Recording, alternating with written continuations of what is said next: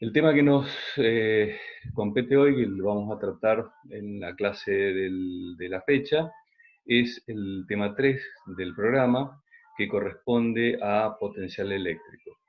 Este tema va a estar desarrollado en base al capítulo 23 de la bibliografía de la cátedra, que es el libro de física universitaria de Sir Szymanski en su edición 13. Para ello, entonces, tenemos que ver, o vamos a tratar de llegar a cumplir los objetivos que implica esta unidad, que es conocer las características de la energía potencial eléctrica de uno o un conjunto de cargas. Este conjunto de cargas puede ser discreto, como vamos a ver más adelante, o sea, son cargas puntuales distribuidas en el espacio, o un conjunto continuo, o sea, una distribución de cargas, como le vamos a denominar. También vamos a intentar determinar cuál es el potencial eléctrico. Vamos a ver también la diferencia que existe entre potencial eléctrico y energía potencial eléctrica, también de un conjunto de cargas o una distribución de cargas en el espacio. Vamos a repasar el concepto de lo que es una superficie equipotencial. Esto nos va a ser de mucha ayuda para el desarrollo tanto de los trabajos prácticos como de los ejercicios y los temas que están por venir. Y en función de este aprendizaje vamos a llegar a establecer una relación entre el potencial eléctrico y el campo eléctrico para poder, conocido uno de ellos, obtener el siguiente a los efectos de los estudios de esta unidad y las unidades que siguen. Entonces, lo primero que tenemos que tener en cuenta para el concepto de potencial eléctrico es que esta es una energía, habíamos dicho electromagnética, en particular. Estamos observando fenómenos electrostáticos, o sea, fenómenos eléctricos que se mantienen a lo largo del tiempo, y las interacciones entre distintas cargas, que es cómo se manifiestan y cómo las podemos observar. Cuando una partícula está interactuando en un campo eléctrico, este último se manifiesta, digamos, a través de una fuerza que aparece sobre esta carga. En realidad esto no es ni más ni menos que la interacción con la o las cargas que producen este campo eléctrico. Pero en principio vamos a suponer que no sabemos cuál es el origen, de dónde procede este campo eléctrico, simplemente observamos esta fuerza sobre esta carga y vamos a poder determinar que en esa región del espacio existe un campo eléctrico, y como toda fuerza que está aplicada sobre un cuerpo, vamos a poder determinar un trabajo, en este caso un trabajo eléctrico, y lo vamos a poner en función o en términos de energía. En este caso, energía que, como vamos a observar, es energía de tipo potencial y eléctrica, porque se debe a la interacción entre las cargas. Vamos a describir entonces la energía potencial eléctrica utilizando un nuevo concepto, que es el potencial eléctrico. Ya vamos a ver cuál es la diferencia, de dónde surge la utilidad de este concepto nuevo de potencial eléctrico, que de acá en más, y ya que estamos en el tema del electromagnetismo, simplemente nos vamos a referir a él como potencial, para, en principio, diferenciarlo de la energía potencial, por ejemplo, gravitatoria, que por el momento no es el objeto de estudio de esta materia. Entonces vamos a empezar por el concepto de energía, que ya algo habíamos anticipado en la unidad anterior. Habíamos visto que podíamos asociar una determinada energía potencial con una carga eléctrica. Obviamente que relacionado con el concepto de energía potencial tenemos asociado el concepto de trabajo, y por ser energía potencial tenemos, digamos, inherentemente la conservación de la energía, que son conceptos que vamos a reflotar, que ya lo hemos visto en el estudio de la física y en unidades anteriores, para poder seguir estudiando la interacción de estas cargas eléctricas.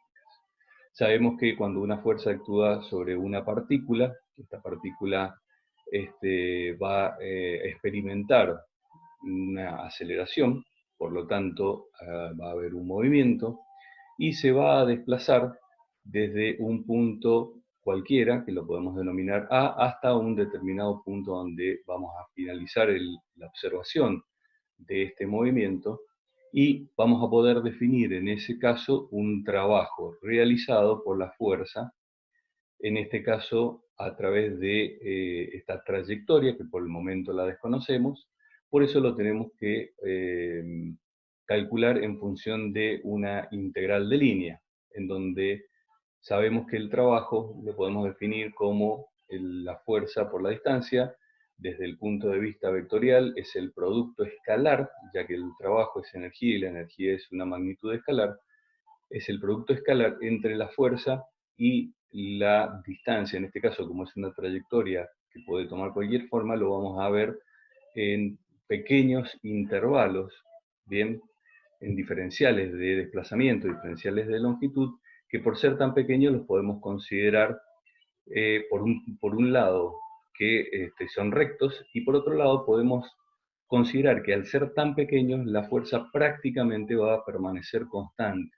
Luego, lo que sí hacemos es, en distintos puntos, observamos en estos distintos diferenciales, integramos a lo largo de la trayectoria, y con eso contemplamos tanto el cambio de la posición de la partícula, su trayectoria, como una variación, una eventual variación de la fuerza. Sabemos que por definición podemos representar la fuerza por el diferencial con el ángulo que forman estas magnitudes vectoriales, o sea, la dirección y el sentido de estos vectores que componen a la fuerza y al desplazamiento. ¿Mm? Dijimos que, o habíamos determinado que la energía eléctrica es de tipo conservativa. Por lo tanto, se cumple que el trabajo lo podemos definir como el negativo de la diferencia de trabajo. Recuérdense que, perdón, diferencia de energía. Recuerden que siempre la diferencia de energía la definíamos como la energía final menos la energía inicial de esta trayectoria, con lo cual nos lleva a la determinación de que el trabajo realizado por la fuerza eléctrica en particular es la energía inicial menos la energía final. Más adelante vamos a ver algunos ejemplos de aplicación en particular de este tema. Entonces suponemos, en principio, un campo uniforme. Vimos que una de las formas de obtener un campo uniforme era a través de dos placas cuya separación era pequeña comparado con las dimensiones de estas placas, de la superficie de estas placas. Estas placas las suponemos en principio metálicas, por lo tanto son conductoras. Al ser conductoras y tener una determinada carga, sobre esta carga neta que vamos a tener en cada una de las placas se va a producir una distribución uniforme de las cargas. Estas placas, por estar paralelas, se produce también por un fenómeno de inducción en la otra, o simplemente la cargamos exactamente con la misma cantidad, como elijamos observar el fenómeno, y al estar paralelas y las líneas de campo en las cercanías de un conductor ser perpendiculares a la superficie de la misma, vamos a obtener una cantidad de líneas regulares de campo, y a su vez, a medida que nos vamos alejando de una placa y acercándonos a la otra, va a disminuir el campo respecto de la primera, pero la otra, por ser de signo negativo, va a ir aumentando en el mismo sentido, con lo cual habíamos visto que el campo eléctrico era constante en cualquier punto entre las placas, y por ser las dimensiones de las placas grandes respecto a la separación, también lo va a hacer tanto si nos desplazamos hacia un lado o hacia el otro, o en este caso, por ejemplo, en un sentido ingresante o saliente de la pantalla. La fuerza relacionada con el campo eléctrico estaba en función de esta carga de prueba, que, como vamos a plantear en este principio, se va a mover, como dijimos, desde un punto inicial A, siguiendo una trayectoria cualquiera, hasta llegar a un punto B en cercanías de la otra placa.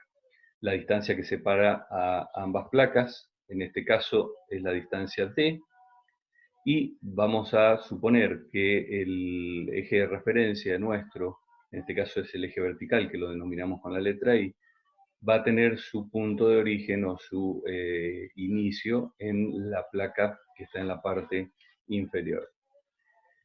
De esa manera podemos definir el trabajo como directamente fuerza por distancia, ya que como el campo es uniforme y la carga de prueba la suponemos positiva, la fuerza siempre va a estar en la misma dirección y en el mismo sentido que el campo, con lo cual el coseno del ángulo es igual a la unidad.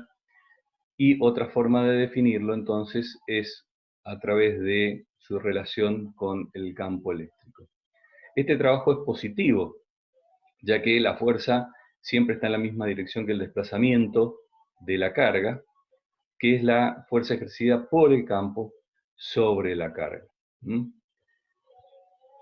Más adelante vamos a observar también, o vamos a comprobar, que este trabajo también es positivo poniéndolo en relaciones a estas magnitudes eléctricas. Vamos a hacer algunos cálculos también. Entonces, en el caso de que de representar ya la fuerza como una magnitud vectorial, en este caso como está orientada en sentido vertical, va a tener únicamente componentes en el eje Y, no va a tener componentes horizontales, que serían el eje X o el eje Z, en este caso, y por el hecho de que esta fuerza está en sentido contrario al eje, digamos, el sentido positivo del eje Y, es que aparece ese signo negativo en la fuerza. En el caso de la fuerza que se ejerce, como dijimos, por ser el campo uniforme, la fuerza también es uniforme, o sea, es constante. Bien, por eso podemos definir, como dijimos anteriormente, un trabajo entre cualquier par de puntos, simplemente teniendo en cuenta la diferencia entre estos dos puntos. De esa manera, y recordando la definición de energía potencial que habíamos visto, sabemos que la energía potencial la podemos calcular en función de la intensidad del campo eléctrico y el valor de carga neta de esa partícula de prueba o esa carga de prueba. Yendo a la definición de trabajo para energía potencial, nos queda que la energía, el trabajo mejor dicho, es la diferencia de la energía inicial menos la energía final, y en este caso en particular es la carga por la intensidad de campo por la distancia a la que se ubica el punto inicial y el punto final. Si en lugar de tener una carga de prueba positiva tuviéramos una carga de prueba negativa, todo el análisis es exactamente igual, pero observamos lo siguiente, que en el caso de la carga negativa, como vemos acá, la fuerza, por definición, va a estar en sentido contrario del campo. Por lo tanto, el trabajo o la energía va a estar en sentido contrario, vamos a tener un trabajo negativo. Lo mismo sucedería, por ejemplo, si quisiéramos desplazar la carga positiva desde la posición inicial cerca de la placa inferior hacia la placa superior. O sea, estaríamos moviéndonos en sentido contrario al campo, y esto sería ejercido, por ejemplo, por una fuerza externa, que es la que mueve la carga en sentido contrario a la de la fuerza eléctrica.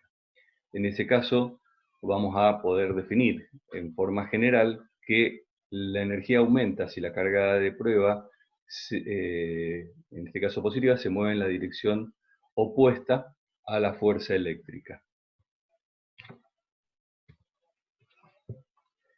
En este caso, la idea de la energía potencial eléctrica la podemos aplicar en realidad, como habíamos visto de forma general, a cualquier distribución de campo eléctrico que tengamos. No necesariamente tiene que ser un campo uniforme. Partimos del campo uniforme porque es la forma más sencilla de poderlo observar. ¿Mm? Entonces, vamos a poder decir de esta manera que cualquier distribución de cargas va a estar asociada a un campo eléctrico y por lo tanto va a estar asociada a una determinada cantidad de energía potencial eléctrica. Vamos a considerar ahora otro tipo de distribución. Bien, recordemos que hasta ahora lo hemos visto con una distribución uniforme. En este caso era del campo eléctrico entre dos placas paralelas cargadas con la misma magnitud, pero en sentido contrario. Y en particular ahora vamos a observar qué es lo que sucedería, por ejemplo, si esta carga de prueba interactuara con una carga puntual. ¿Mm? Para esto también nos vamos a basar de alguna manera en algún concepto que estuvimos viendo en las clases anteriores, que son las líneas de campo. Una de las cuestiones que habíamos observado es que el campo eléctrico en el espacio alrededor de una carga puntual siempre está ubicado de manera radial a esta carga. Dicho de otra manera, las líneas de campo de una carga puntual, en este caso positiva, se alejan de manera radial de esta carga puntual. De tal forma que si esta carga de prueba la ubicamos en un punto como por ejemplo el punto inicial A, va a tender a moverse con una fuerza que la va a tender a desplazar de manera radial para llevarla hasta el punto B. ¿Mm? En este caso, como la posición puede ser cualquiera, en lugar de ponerlo en función de un eje en particular, lo vamos a poner en función de una distancia que vamos a denominarle R, una distancia radial. De esa manera, recordando la definición de la ley de Coulomb, tenemos que la fuerza eléctrica va a estar dada por el medio, la interacción de las magnitudes de las dos cargas y la distancia al cuadrado. Si hacemos la integral de línea entre el punto A y el punto B, llegamos a que el trabajo va a estar dada por esta expresión que vemos de esta manera. Acá hay dos cosas que es importante observar. Por un lado, lo que vemos que el trabajo va a ser independiente de la trayectoria, lo cual es consistente con que estamos tratando con energías potenciales. Y por otro lado, también que depende únicamente de la posición inicial o la diferencia entre la energía de la posición inicial y la posición final. ¿Qué sucedería si en lugar de la trayectoria radial, esta trayectoria fuera cualquiera? Bueno, en definitiva, lo que tenemos es que vamos a tener en el punto inicial una cantidad de energía dada por la distancia, bien, en este caso de RA hasta el punto inicial, y en el punto final vamos a tener una determinada cantidad de energía dada por la distancia final radial hasta el punto B. En cualquier punto de la trayectoria vamos a definir un diferencial de desplazamiento, un diferencial de L, ¿bien? Y vamos a poder definir un diferencial de R, o sea, es una componente de este diferencial de desplazamiento en sentido radial de la carga, afectado por el ángulo phi en este caso, lo cual nos lleva a la ecuación que estamos viendo acá, que fue la ecuación que vimos inicialmente, y el resultado, en definitiva, vemos que es simplemente el producto de la fuerza o la componente de la fuerza en sentido radial respecto de la diferencia entre la distancia inicial y final, lo cual comprueba por fuerza el concepto que esta energía es independiente de la trayectoria y depende pura y exclusivamente del punto inicial y el punto final. Entonces, en este caso, la energía que vamos a definir en cada uno de los puntos, tanto el inicial y el final, va a estar dada por la expresión que vemos en este punto, y es independiente de los signos de las cargas ya que si las cargas son positivas o negativas ambas, la cantidad de energía es la misma, pero si las cargas, una de las dos, por ejemplo, la carga de prueba fuera negativa o el campo estuviera generado por una carga negativa, dijimos que la energía a medida que nos alejábamos iba aumentando, porque nos estamos desplazando en sentido contrario a la fuerza, que en este caso por ser distintos signos de atracción, con lo cual es indistinto del, digamos, el signo que tengamos. El resultado que vamos a obtener siempre es el mismo. En este caso, la energía potencial va a ser positiva si ambas tienen el mismo signo, y negativa, como dijimos, si son de signos opuestos. Y nos llevan las siguientes conclusiones. Siempre vamos a poder definir la energía potencial en un punto. En alguna, de alguna forma, esto también lo podemos relacionar con el concepto de trabajo, teniendo en cuenta que en realidad podemos definir siempre algún punto de referencia cuya energía potencial sea igual a cero, como por ejemplo hacíamos con la energía potencial gravitatoria, en donde de forma arbitraria definíamos que la energía potencial a nivel del suelo es cero, siendo que si nuestro suelo de referencia era el techo de un edificio, podíamos tomar otras referencias distintas. Acá podemos hacer exactamente lo mismo. Simplemente que en general, por convención, vamos a considerar que la energía potencial es igual a cero cuando las dos cargas están muy alejadas entre sí, o sea, la energía final es muy pequeña. Dicho de otra manera, es cuando la distancia es aproximadamente igual a infinito.